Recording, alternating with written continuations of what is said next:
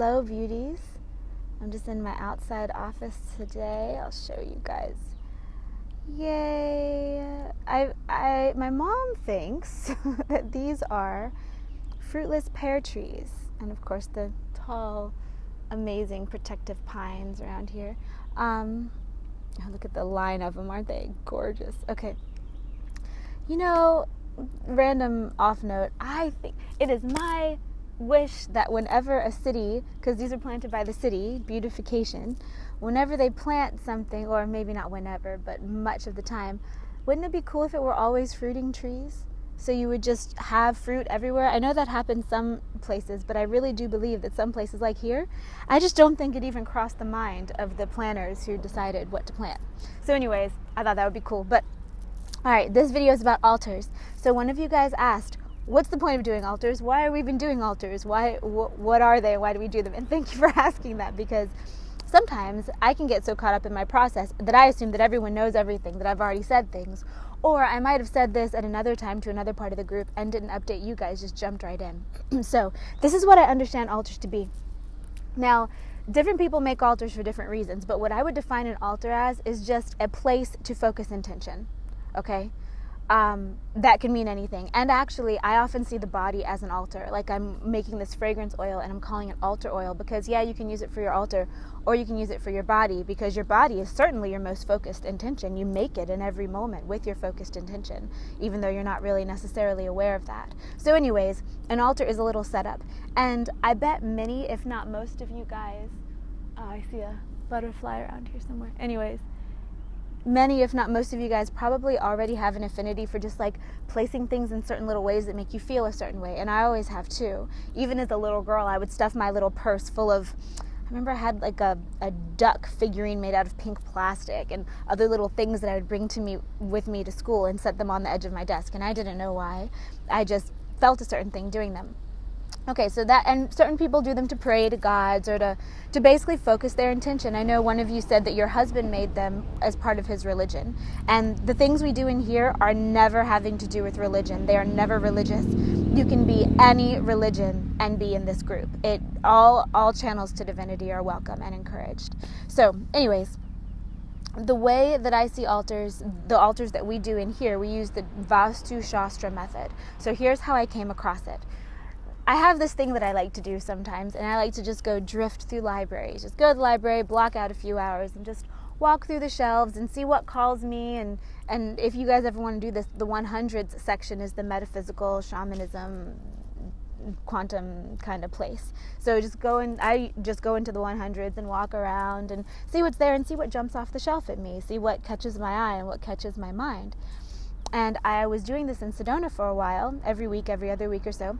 And I would just go, and what I usually do is whatever catches me, I get in my arms till I have a stack of 6 or 7 books or something, more or less, whatever. And then I take them over to my little table where I've set up shop and put them down and start flipping through them. And the ones that stick with me, the ones that I want to continue to read through, I'll check out and take home. And the others I'll leave to put back on the shelf or put them back myself or whatever. And so one day I was passing the shelf and I saw Altars of Power and Grace. And it was a red book, and it just stood out at me. And I was like, that looks interesting. Sure, I'll grab it. So I grabbed it and took it and skimmed it and then took it home with me, checked it out, and had it. And I said, well, this is how I approach all things. This is how I approach dietary changes. This is how I approach health changes, mental changes, meditations, spiritual practices, all of it. I say, okay, I'll try it out for a while. I'll see if it works. If it keeps working, I'll keep doing it. If it doesn't work, I won't do it. I do that with supplements. I do that with everything, the whole thing, right? So, and then usually by the time you're at the end of the bottle of supplement or after the week of meditation or month of meditation or when you finish the shaman program or whatever it is, you can decide, do I want to keep this or do I want to get rid of it or do I want to integrate certain pieces of it to keep and get rid of other pieces, etc., etc. Okay, so the way that this book works, well, I'll come back to that. What happened was I went home and followed the book, and it's really just science. It's you put this here, you put that there because of the way the energy flows come in, which they discovered over in India thousands of years ago, whatever. So I did it. I activated it the way I tell you guys in the Money Altar video. And within days, the thing that I was asking for, which in that In that case, it was a universal support and helpful people altar, because I just happened to have a setup in my bedroom where there was just a natural shelf coming out of the wall in the direction that was universal support and helpful people. And I believe that that direction was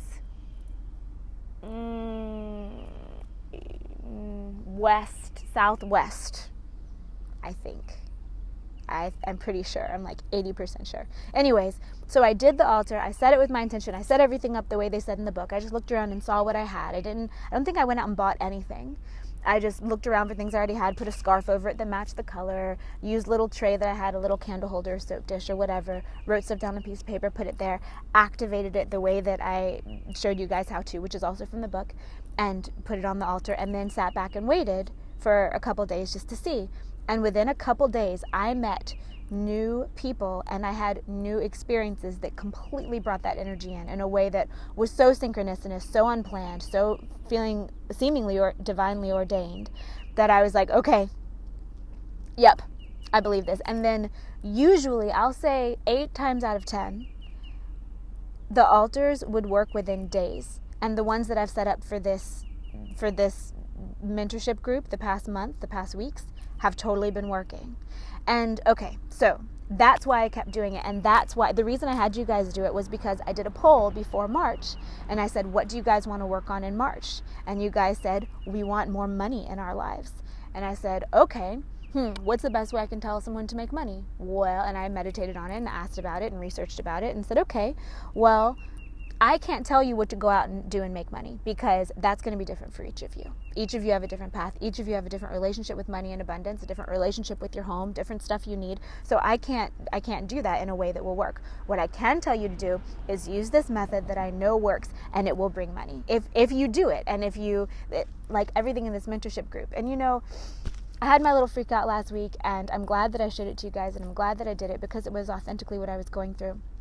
And I'm going to release the reins on you guys' development. I'm going to offer it to you. But just like all of the classes I've ever offered, I always say, you get out what you put in to the stuff that I tell you, because I'm not there next to you holding your hand saying, okay, now you put your fire on the altar. Okay, now you write this in your journal. Okay, I'm giving you the stuff that works for me. Some of it may or may not work for you. Change it and make it suit you as long as it works.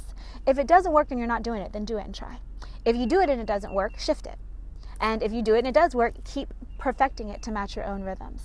So anyways, the reason I had you guys do the money altar was because it was an answer to a question. Now, I will say though, so this is the way that it works. It's done by a method called Vastu Shastra. And Vastu Shastra is what Feng Shui came from. So it's like the daddy of Feng Shui. And it was just from India over thousands of years. They said, okay, well, when land curves like this, and when water flows like this, and when there are mountains here and ocean here, this energy seems to collect. And when there's a dip in the land, this energy seems to collect. And when you're top of a mountain, this energy seems to collect. And they just made a system of how it worked. It's not identified to any ideology. It's not identified to any entity or deity. It's not tied to anything like that for me. And nor is it in the book that I got this from. And I'm still kind of a newbie at this myself. So I'm just passing you guys on stuff that works. I'm definitely not an expert of everything we talk about in here at all. And just like Amy Christine, you said last week or earlier this week in a comment that you made that you feel sometimes like everyone in here is experts and you're not, and so you don't know what you contribute. And I can promise you, I'm not an expert in lots and lots and lots of things.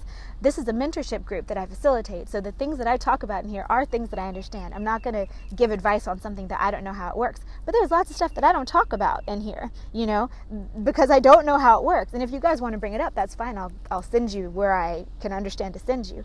But I talk about things that I know, so there's lots that I don't know. And I bet what I don't know, you guys do know.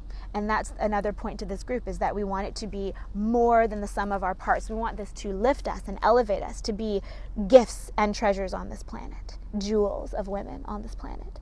And so Vastu Shastra is just one of the ways that we can enhance our reality. So the way that I understand it to work is, I think from experiencing it and seeing and adjusting things and checking and seeing what it does. So you're supposed to set them up in your space, be it your bedroom, your home, whatever it is. And I usually do it in my bedroom because often I'm sharing living spaces with other people, be it family members or friends or roommates or whatever. So I'll usually do them, not always, but usually in my space. Or if I have a retreat, I'll do it in the space of the retreat.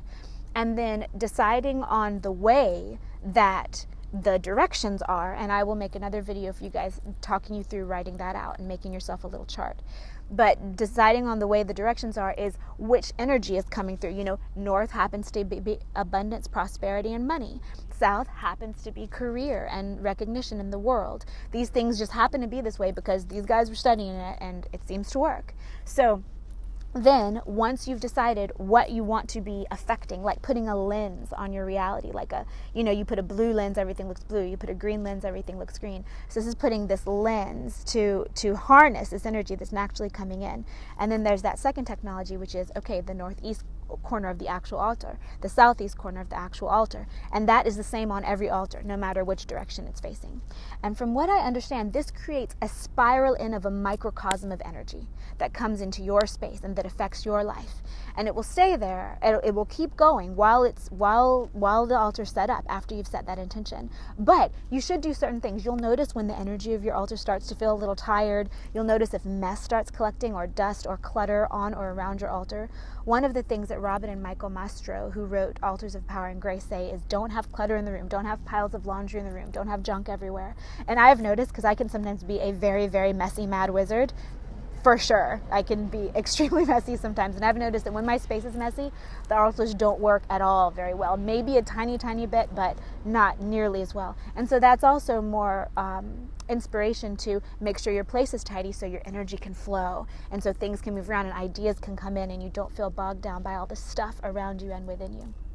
So that's the deal on altars, and that's why we're doing altars, and that's how altars work as I understand them. Now, if you ask different people, they might tell you something else, but this is why I do altars, because I see them as a manifestation tool. And one of the things that I love to do is manifest using my mind, heart, spirit, and pushing it into the physical world and creating a physical world that I think is more beautiful and more fun and rewarding to live in. And that's one of the things I want to give you guys. So there's the explanation of the altar.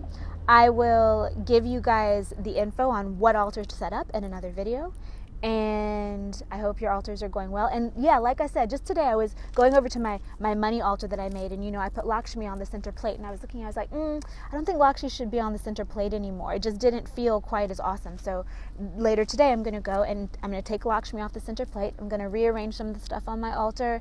I'm going to put something else on the center plate, move stuff around and then recharge it up and then let it flow again. So yeah, hopefully that cleared it up for you guys, and I'm going to put this on an altar page under our energy spot, and I will also put this on the home page for a while so you guys can keep up that way. Okay, sending you guys so much love. Mwah. Hope you enjoyed your March. Looking forward to April, and I'll see you again very soon.